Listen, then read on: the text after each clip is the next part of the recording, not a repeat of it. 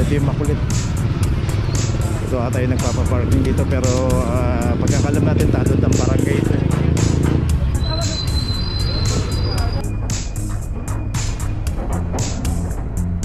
Ayan ang istorya ng pagka bumaparada tayo sa mga masisikip na kalsada. Yung nakamotor naalaki, patawagan nila. Ano naklam? Ayan o, pakiusapan nyo. Pakiusapan mo kung gawat. Okay, si Kagawad pala yun. Kaya nga ma'am eh. Ay, pumayag na po kayo sir eh. Sabi na sige po tawagin nila, nagsiyahin lang po sir eh. Na kung saan pwede tayo magparada. Ngayon po, 2023 na, sumunod po tayo sa batas trapiko. Huwag po tayo maging pasaway. Yun lang po, salamat.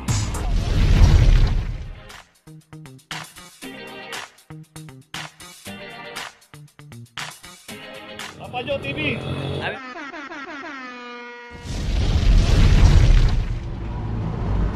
Location natin yung Vicente Cruz Corner, G2 Ason. Dito na may isang expander 0024. At ito wala rin driver dito rin sa trabaho ng mabuhay dito sa Vicente Cruz. Dito pagka inabutan po tayo, walang driver yan, matik na po yan. Sa makita natin yung side mirror ito nakatiklop pa.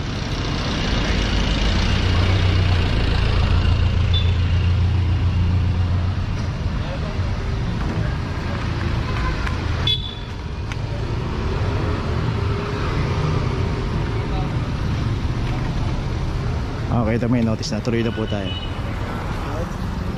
Dito isang Montero 2366. At saka yung isa pang sasakyan din dito na Suzuki. At meron na rin clamp 2369.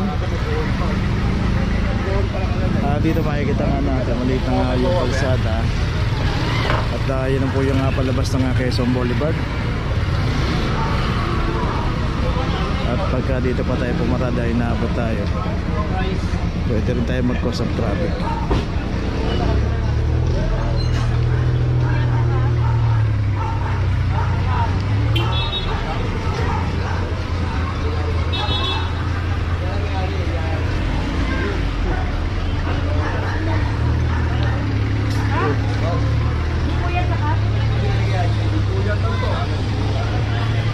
Kesa Boulevard Parts.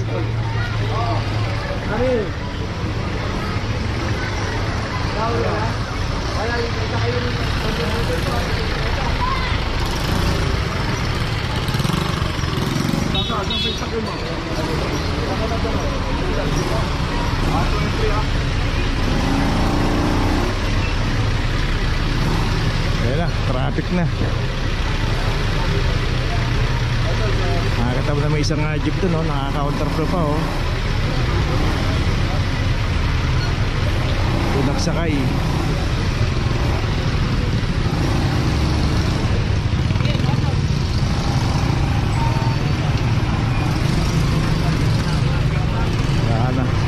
Ayan ang istorya ng pagka pumaparada tayo sa mga masisikip na kalsada.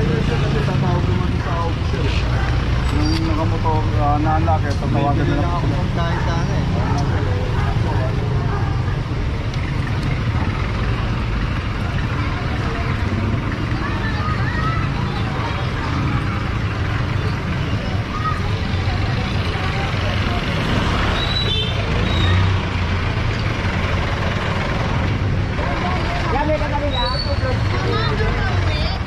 Okay, ito yung locker, sinalubong na rito. Dito yung dalawang sasakyan pa rito. Gonzalo Puyat Corner, Quezon Boulevard. At dito isang Toyota Hiace 2327.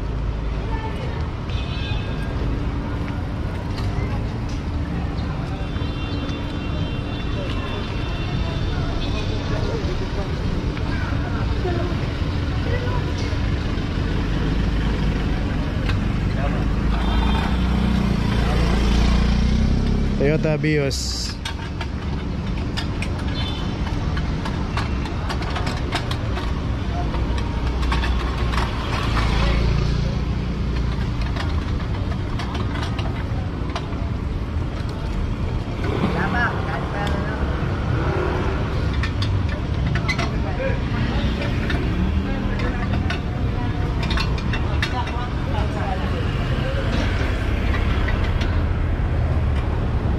Ito meron na rin ang clam 2372 at saka yun dito pa, dalawa pa rito. So yun na yung Quezon Boulevard papunta ng Quiapo pagka kumaliwakan, Quiapo Church. Itong isang Toyota Wigo 2370 at saka yung isang Ford Everest 2350 ng Everest.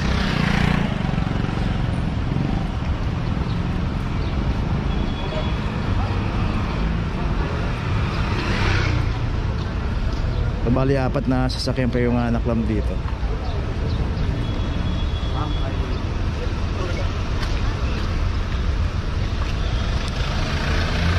So kung paparada naman tayo dito, labas na tayo ng Quezon Boulevard. Pagkanan pa lang natin yan, may pay parking nga dyan eh. Huwag na tayong magtipid ng konti, pero yung katitipid natin hindi natin alam na mas mapapamahal pala tayo. Halagang 50 pesos na parking pagpapalit natin sa 900. At isa pa, maabala pa tayo sa pagtubos niyan. So yung Wigo may notice na. At saka yung dalawa ron, yung High Ace at saka Vios din na kulay brown, meron na rin nga notice yun. So ito na yung ginagawa yun sa Ford Everest.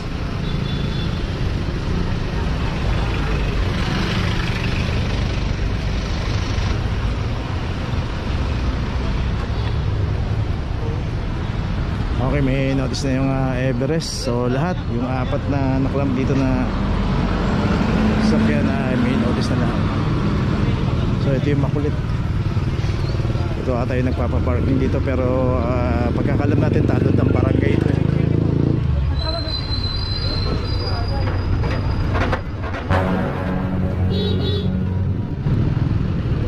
Okay, tuloy na po tayo. Location natin Vicente Cruz Corner, Lardizabal. At dito na isang expander, clam number 2340.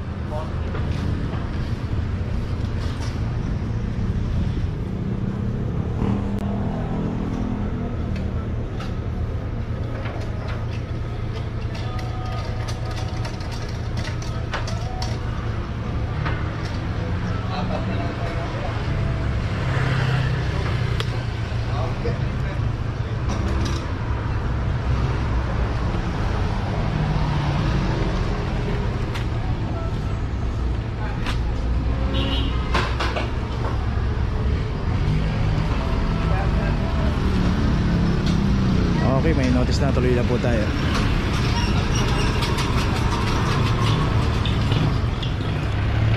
Location natin Vicente Cruz Corner, Espanya Boulevard. At dito isang Mitsubishi Strada, clam number 0025.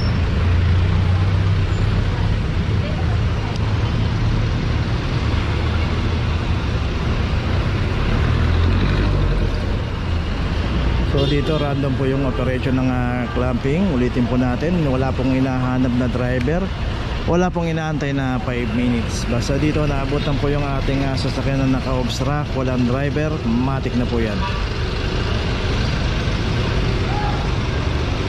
Okay, may notice na itong estrada. Tuloy na po tayo.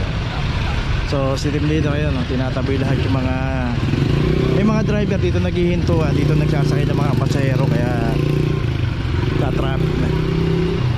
Nag-aalisan, naluminis oh. Tuloy na po tayo. Location natin Dos Castilla Street Corner, Dapitan. Dito na may isang Nissan Banet. At itong Nissan Banet nakita natin naka-double parking dito. At dito rin sa kahabaan ng Dos Castillas, nakita natin both side may mga nakaparada na dahil pay parking, secondary road.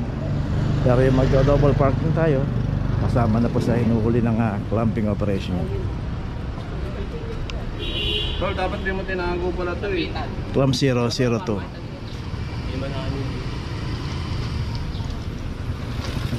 So dito basta nakaparada naman po ng maayos yan, at hindi tayo naka-double parking, hindi tayo naka-street corner sa secondary road, ay hindi po hinuhuli ng clamping operation. Kita nga natin dito, both side binakaparada. Pero bukod tang itong Nissan Banet ang naka-double parking. Okay, tuloy na po tayo. Location natin Vicente Cruz Corner, Maria Clara. Dito yung isang at dito yung isang Toyota Vios.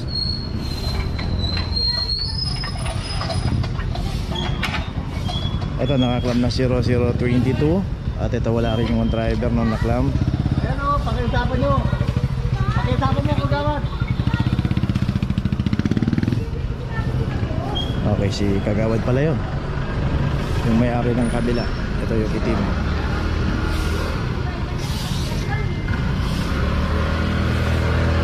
Okay, yung Vios na ito, may notice na. So yung kabila na lang dito. Yung Honda City 2375. Sabi na po, sige po, tawagin mo. Kaya nga ma'am eh. Ay, pumayag na po kayo, sir eh. Sabi na, sige po, tawagin nyo na. Nag-CI lang po siya eh. Sabi ko, sabi Okay na ma'am. Ano yung lisensya na? lisensya mo na. Lisensya na lang natin. Titigita na lang po. Bakit po titigitan Eh ma'am, nasa bawal tayo. Obstruction to ma'am, di ba? Naka-obstruct po tayo eh. Ano ma'am? Tigit o ano? Ang bihira, umuo siya sa akin. Sabi daw, sige, tapos ganyan. Sabi ko, sandali lang, nasa CR lang. Ano siya, kung yung lisensya mo na na. Ay, hindi na.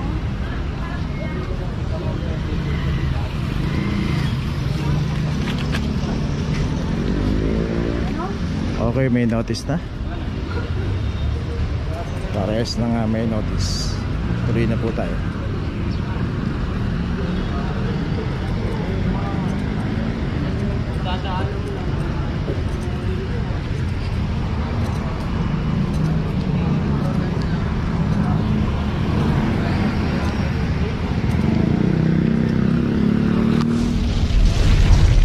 Dito na ngayon tayo sa opisina ng clamping sa impounding dito sa Central.